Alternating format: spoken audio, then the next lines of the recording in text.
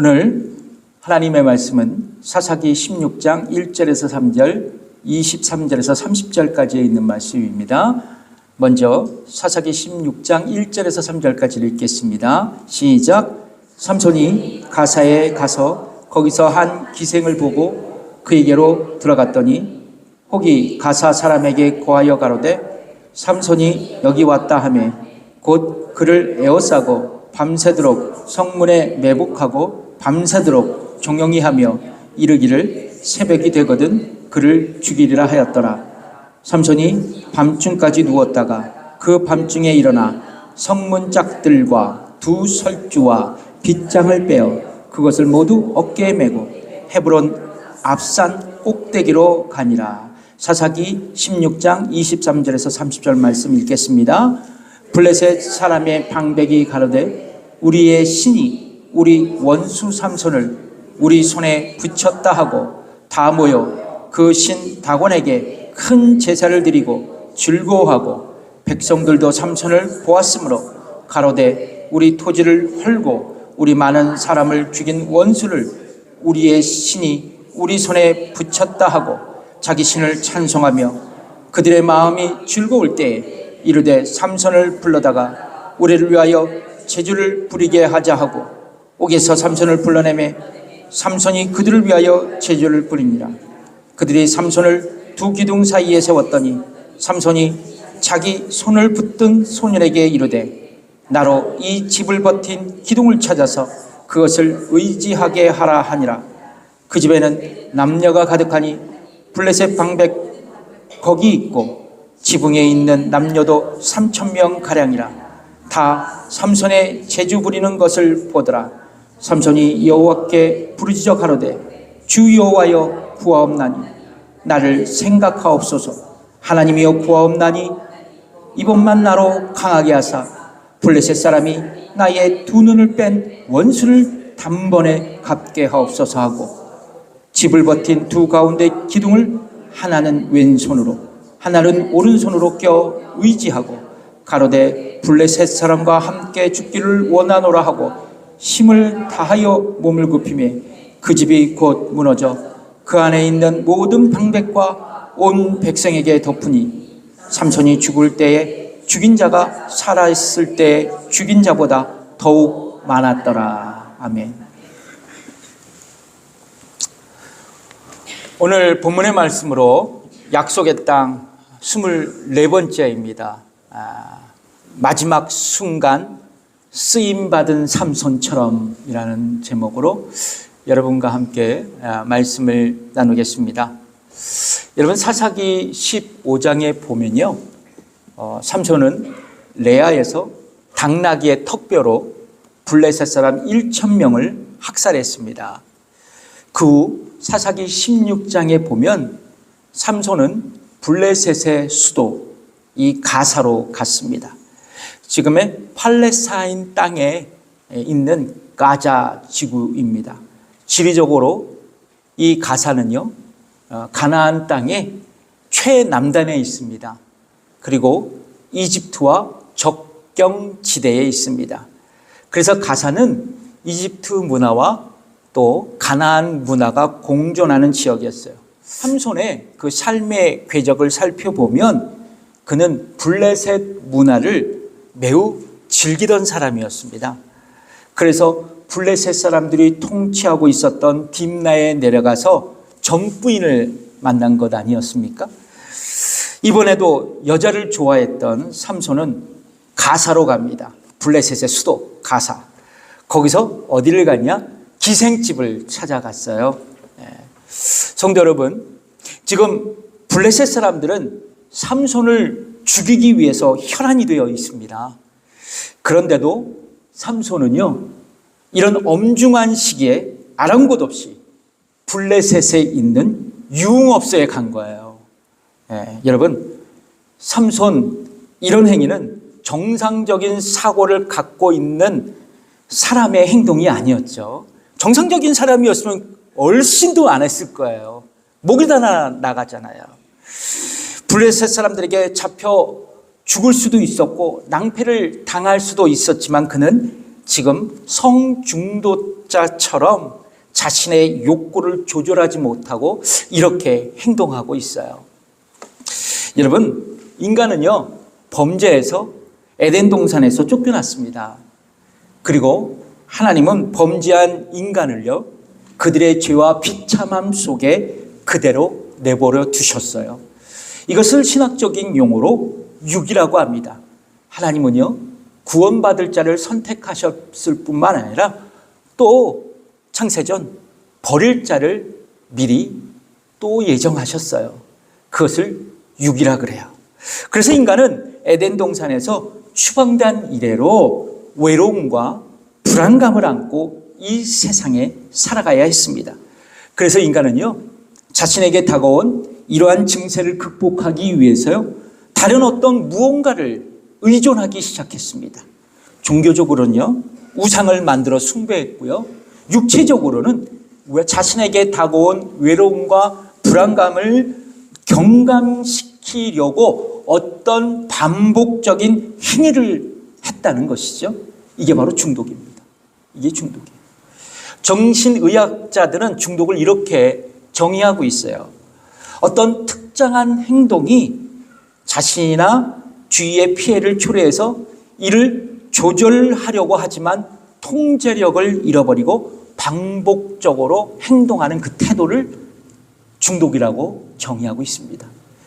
여러분, 우리 주변에 보면 이런 중독 현상을 보이는 사람들을 우리는 목격하죠. 미국에서 흔히 볼 수 있는 중독 현상은 단연 약물 중독입니다. 마약 있죠. 여러분, 약물 중독은 어렵게 시작하지 않더라고요. 여러분, 마약성 진통제가 바로 이것입니다. 이 약을 먹고 통제력을 잃어버리면 그 다음에 넘어가는 게 펜타닐이더라고요.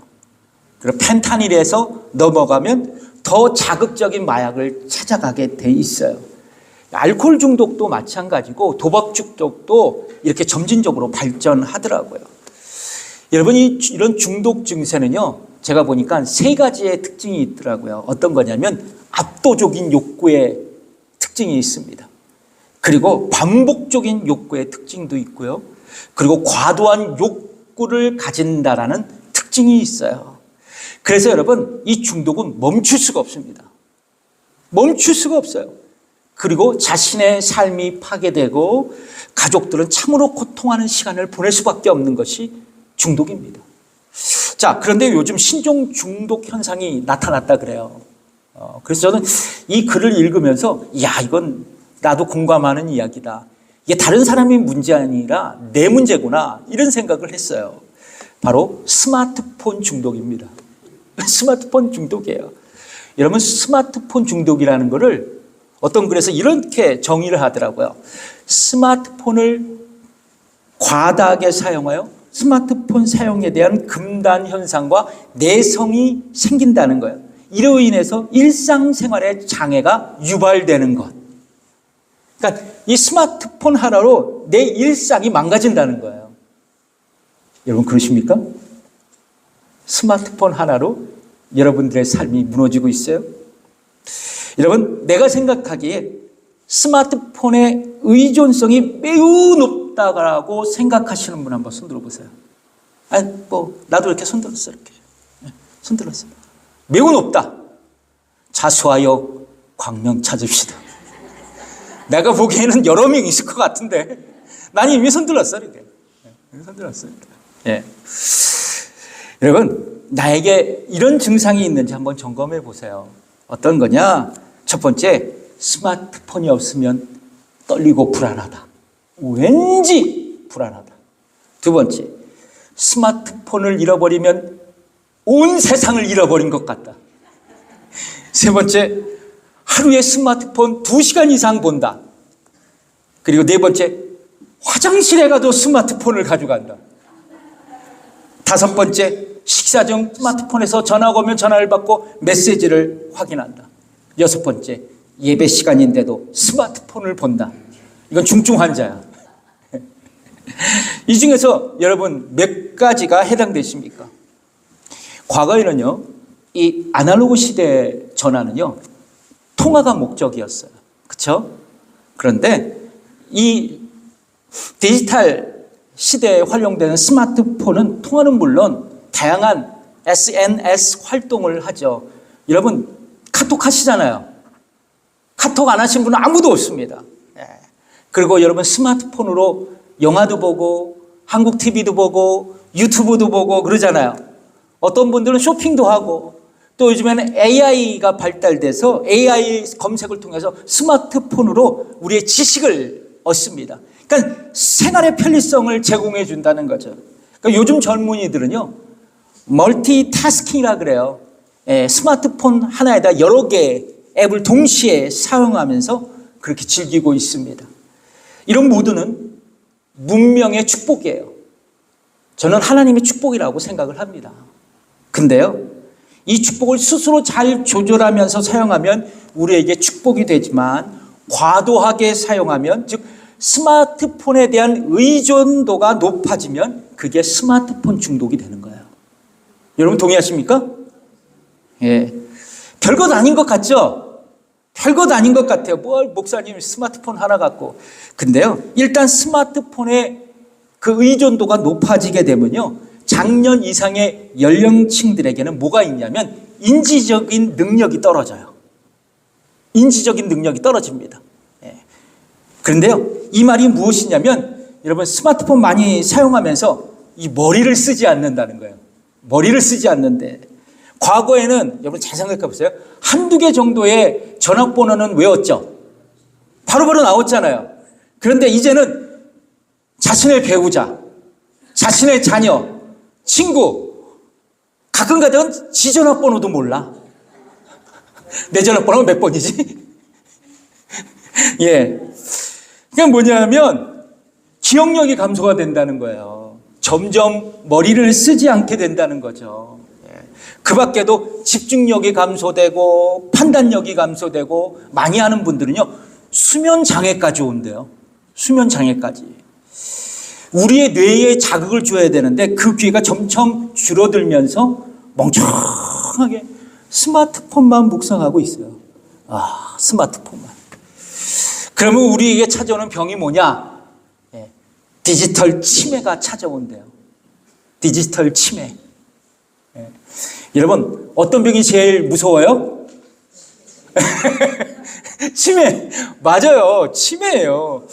그래서 치매를 예방하기 위해서라도 과도한 스마트폰 사용을 지양하셔야 돼요. 지양하셔야 돼요.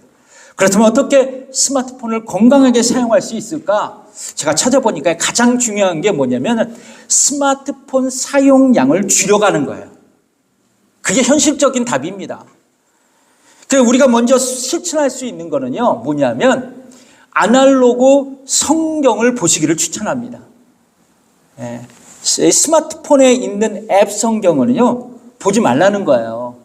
가뜩이나 스마트폰 사용량을 줄여야 하는데 성경마저도 스마트폰을 여러분 보시면 스마트폰 사용량을 결코 줄일 수 없습니다. 성경 보다가 유튜브로 넘어가. 그렇게 돼 있어요. 그리고 스마트폰 사용 시간을 딱 정해두는 거예요. 딱 정해두는 겁니다. 그리고 걸어 다닐 때 스마트폰 갖고 다니지 마시라는 거예요. 그리고 제일 중요한 거, 취침 때, 잘 때 스마트폰을 현관 앞에다 딱 두래요. 되도록이면 멀리 두라는 겁니다. 그리고 알람 어떻게 하냐? 다른 디지털 시계나 아날로그 자명종을 사용해서 알람을 설정하래요. 여러분 스마트폰에 중독이 되면요, 의존도가 높아지면 치매의 위험성을 안고 우리가 살아가요. 근데 저는 더 큰 문제가 있다고 생각합니다. 우리의 영적인 생활에 지장을 초래한다는 거예요. 그 말을 이해가 가시죠? 여러분 스마트폰에 미치면요, 기도하지 않아요. 말씀을 읽지 않습니다. 경건 생활도 할 수가 없어요. 왜냐하면 시간이 나는 대로 스마트폰을 취하로 묵상하기 때문입니다. 성경은 우리에게 이렇게 말씀하고 있죠. 베드로전서 2장 11절에 있는 말씀이에요. 읽어보겠습니다. 시작. 사랑하는 자들아, 나가 내와 행인 같은 너희를 권하노니 영혼을 거스려 싸우는 육체의 정욕을 제어하라. 이 베드로의 얘기예요. 참 베드로 어떻게 알았는지 우리에게 이런 말씀을 전해요. 그쵸? 성경은 우리에게 육체의 정욕을 제어하라. 그러니까 여러분, 스마트폰 중독도 육체의 정욕이에요. 이 정욕을 우리는 조절할 줄 알아야 돼요. 컨트롤할 줄 알아야 된다는 거예요. 어떻게요? 성경은 이렇게 얘기하고 있습니다. 베드로가 또 얘기해요. 베드로 전서 4장 2절의 말씀입니다. 읽겠습니다. 그 후로는 다시 사람의 정욕을 쫓지 않고 오직 하나님의 뜻을 쫓아 육체의 남은 때를 살게 하려 함이라. 맞나요? 성경은 우리에게 사람의 정욕을 쫓지 말라고 하면서 너희들 남은 생애를 하나님의 뜻을 쫓아 살아가라고 말씀합니다. 나의 정욕의 뜻을 쫓아 살아가는 게 아니라 하나님의 뜻을 쫓아 살아가는 거예요. 여러분 이렇게 생각하시면 돼요. 스마트폰에는 하나님의 뜻이 없어요. 분명히 없습니다. 그런데 성경에는 하나님의 뜻이 있어요. 그 성경을 읽고 묵상하라는 거예요. 스마트폰 사용 시간이 아니라 여러분의 일상이 성경 읽고 묵상하면서 하나님의 뜻을 알고 그 뜻을 실천하며 살아가는 데 쓰라는 거예요. 나의 남은 생에. 스마트폰에 투자하지 말고요. 여러분 뿐만 아니에요. 기독교 좋은 서적을 읽으세요. 기독교 좋은 서적을 읽으세요. 뭐 스마트폰 아예 사용하라는 거 아닙니다. 스마트폰에서 유튜브에 좋은 기독교 영상이 있잖아요. 그것도 시간을 정해서 봐야 돼. 너무 보면요. 이쪽 저쪽 말씀 들으면 헷갈려요. 이쪽 말씀도 옳고 저쪽 말씀도 옳고. 그렇게 혼란이 초래된다는 거예요. 그것도 조심해서 봐야 된다는 거예요. 삼손이요. 가사에 왔다는 소식이 알려졌어요.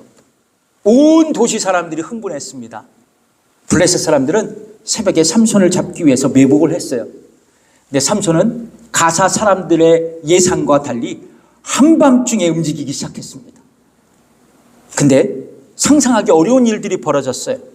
삼손이 가사 성의 성문과 문설주와 그리고 문빗장을 확 뜯어서 어깨에 메고 먼 거리에 있는 헤브론 앞산 꼭대기에 가져다 놓았어요. 여러분 블레셋 사람들은요 어느 누구도 삼손을 제어하지 못했습니다. 그저 바라만 보고 있었어요. 아니 잘못했으면 경을 칠 거거든요. 블레셋 사람들은 가사 성의 성문을 구성하는 모든 것 하나도 남김없이 삼손에게 빼앗겨 버렸어요. 자, 시간이 지났습니다. 바람둥이 삼손이요 다시 블레셋 지역으로 갔어요. 소렉 골짜기에 갔습니다. 그런데 한 여인을 또 만나요. 드릴라라 불리워지는 여인을 만납니다. 이 여인의 의미는 뭐냐면 바람둥이 여자예요. 또는 밤의 여인입니다. 맞나요? 여러분 이 드릴라 이름이 딱 맞잖아요. 그녀의 삶을 보면. 그러니까 바람둥이 남자와 바람둥이 여자가 딱 만난 거예요.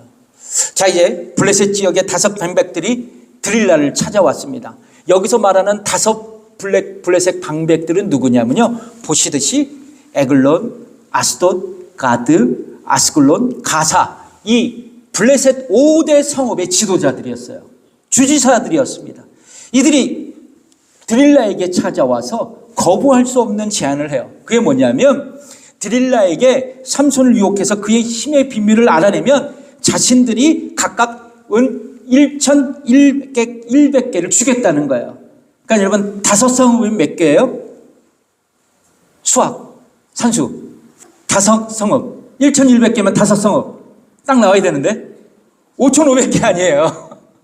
5,500개를 주겠다고 얘기합니다. 그 당시 노예의 몸값이요 은 20개에서 60개였다 그래요. 그리고 노동자의 1년 인컴이요 은 5개에서 15개였다 그래요. 그러니까 그녀에게는 어마어마한 돈이었죠. 블레셋 사람들은 과거 삼손의 전 부인에게는 협박했어요. 지난주에 여러분 들으셨죠? 협박했어요. 알아내라고. 근데 이번에는 삼손을 붙들기 위해서 막대한 돈으로 삼손의 여친과 막 협상을 하고 있는 겁니다.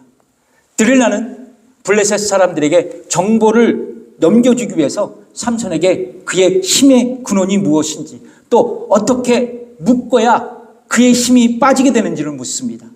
자, 삼손은 푸른 칡 7으로 결박하면 내가 약해질 거라고 말해요. 여기서 마르지 아니한 푸른 칡은 뭐냐면 칡농쿨입니다. 그런데 시브리어 성경에서는 이 칡농쿨이 아니라 짐승의 마르지 아니한 힘줄이래요. 힘줄. 예, 들으려는요, 삼손이 진실을 말했다고 생각을 합니다. 그리고 블레셋 사람들에게 마르지 아니한 짐승의 힘줄 7개를 가져오라 그래요. 그러면서 그 힘줄로 삼손을 결박합니다. 블레셋 사람들이요, 이미 방 안에서 매복하고 있었어요. 이 상을 전 다 보고 있었습니다. 디릴라는요, 삼손에게 이런 얘기를 합니다. 블레셋 사람들이 당신을 잡기 위해서 이리로 온다고 그렇게 말을 했는데요, 삼손은 자신을 묶었던 이 짐승의 힘줄을 아주 간단하게 끊어버립니다. 팍 하고 끊어버려요. 삼손의 체포작전은 실패로 돌아갔습니다. 이어서 디릴라는요, 2번째 그리고 3번째 이제 비밀을 안 하려고 했지만 삼손은 그녀에게 진실을 말해주지 않았어요. 디릴라는요, 당신이 3번이나 나에게 거짓말을 한 것을 보니까 나를 사랑하지 않는 것 같다고 하면서 삼손을 날마다 들들들들들들 볶아요. 여러분, 이렇게 되면요, 당연할 장사는 없어요. 가정의 평화를 위해서 여자 말을 듣게 돼 있어요. 맞나요? 다들 끄덕하시네. 당연할 장사가 없는 거예요. 드디어 삼손은 디릴라에게 자신의 비밀을 자백하죠. 그게 사사기 16장 17절의 말씀입니다. 읽어보겠습니다. 시작. 삼손이 진정을 토하여 그에게 이르되 내 머리에는 삭도를 대지 아니하였나니 이는 내가 모태에서 하나님의 나시림이 되었습니다.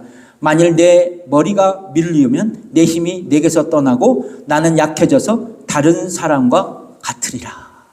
머리를 밀면 어떻게 된다고요? 다른 일반 사람과 같아진다는 거예요. 그러니까 이 말을 들은 디릴라는요, 삼손이 진실을 말하는 것 같거든요. 그래서 사람들을 보내서 블레셋 방백들에게 그가 비밀을 지금 말해줬다고 한 번 더 믿고 다시 이리로 오라고 소식을 전합니다.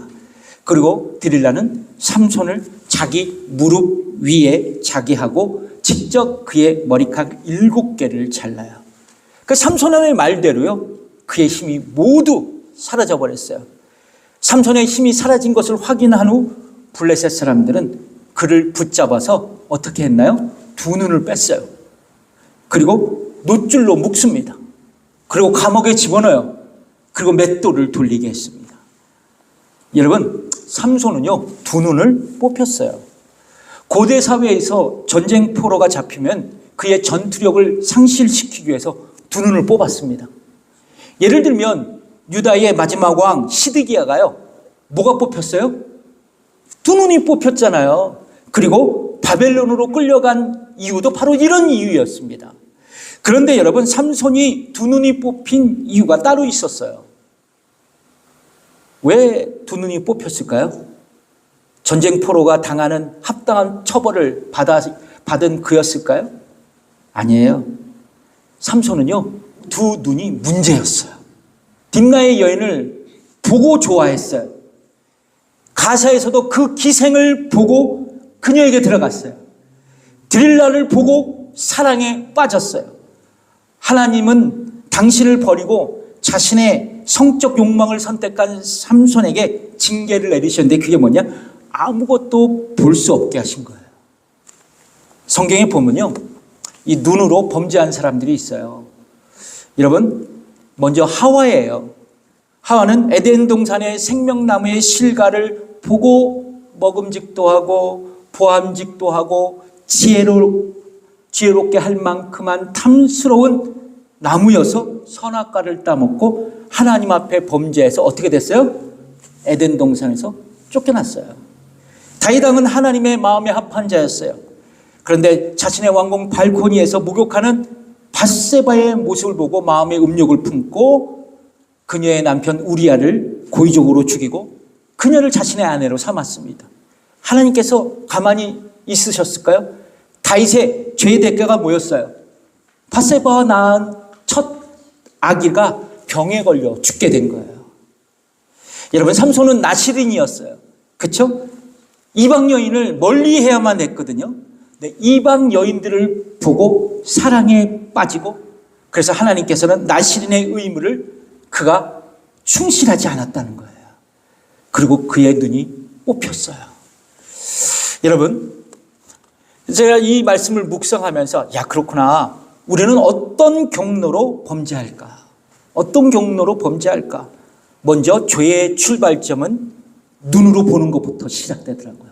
눈으로 탁 보는 것부터 시작돼요. 그리고 본 것을 상상하면서 죄를 상상합니다. 그래서 예수님은 마가복음 7장 21절에 제가 그냥 읽을게요. 사람의 마음에서 나오는 것은 악한 생각뿐이다 얘기합니다. 그 말씀하세요. 여러분, 이 생각은요, 또 죄의 영향력으로 우리의 입 밖으로 튀어나오게 돼요. 말로 나온다는 거예요. 이 말은요, 궁극적으로 우리의 행동으로 옮겨져요.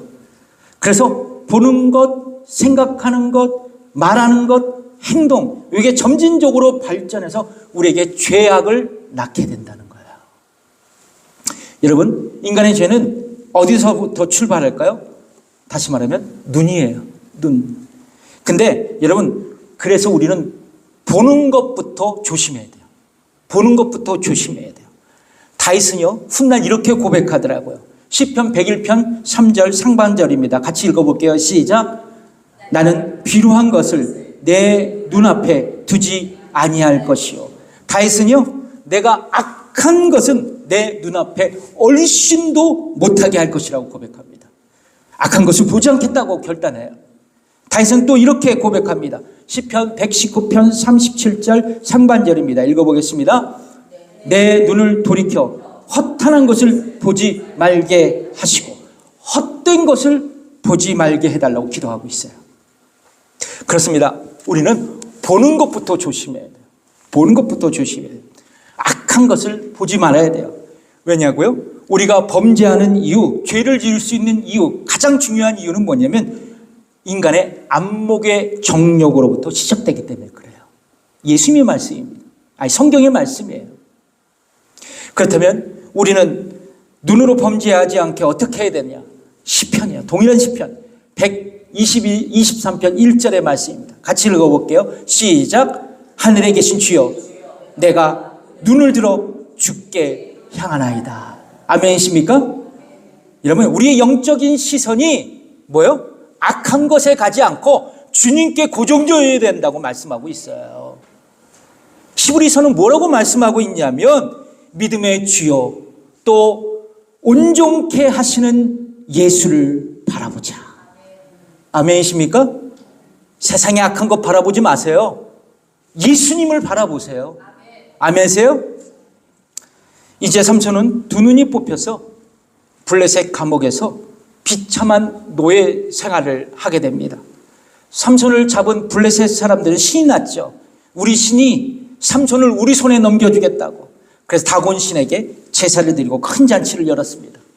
다곤 신전의 잔치가 무르익을자 술에 취한 사람들이 유흥거리로 비참하게 몰락한 삼손의 모습을 보면서 기뻐했어요. 그리고 옥에서 나온 삼손은 두 기둥 사이에 세워졌습니다. 사람들 앞에 끌려 나온 삼손은요, 자신을 인도해준 소년에게 신전을 지탱하는 두 기둥에 기대어 설 수 있게 자기를 옮겨달라고 부탁했습니다. 그리고 그는 이렇게 기도해요. 사사기 16장 28절 말씀이죠. 같이 읽어보겠습니다. 시작. 삼손이 여호와께 부르짖어 가로되 주여여 구하옵나니 나를 생각하옵소서. 하나님이여 구하옵나니 이번만 나로 강하게 하사 블레셋 사람이 나의 두 눈을 뺀 원수를 단번에 갚게 하옵소서 하고, 삼손은 마지막 순간 하나님을 의지하며 기도하죠. 근데 여러분, 이 구절을 잘 보세요. 그의 기도의 내용을 살펴보면 한마디로 자신의 개인적인 원수를 갚아달라는 개인적인 요청이었어요. 원수를 갚게 하옵소서. 이스라엘 사사로서 임무를 잘 마칠 수 있도록 자신에게 힘을 마지막으로 달라고 기도하지 않았습니다.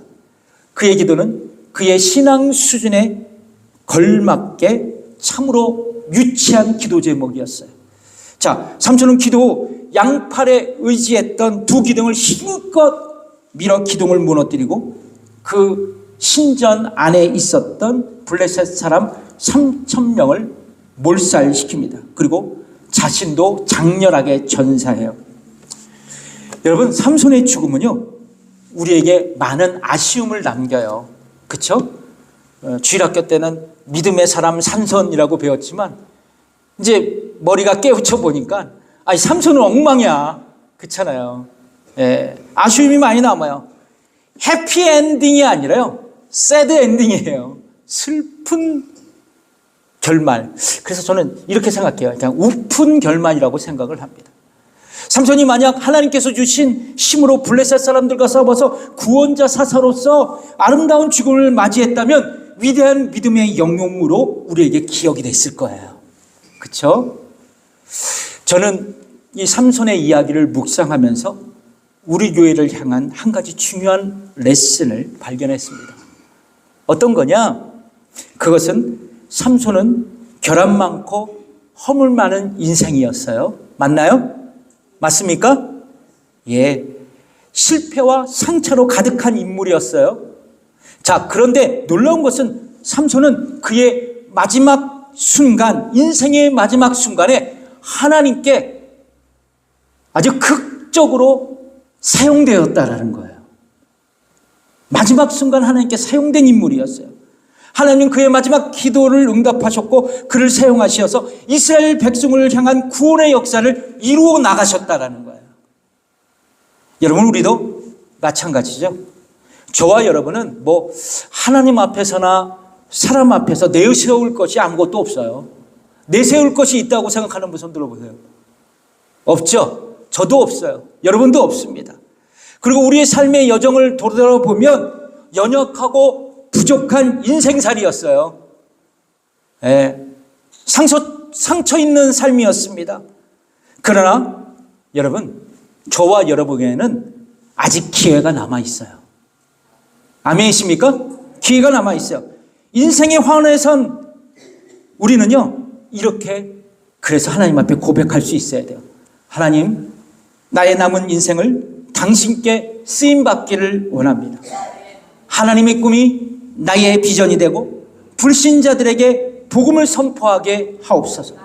예수님의 성품이 나의 인격이 되게 하심으로 나의 가족과 나의 이웃에게 선한 영향력으로 살아가게 하옵소서.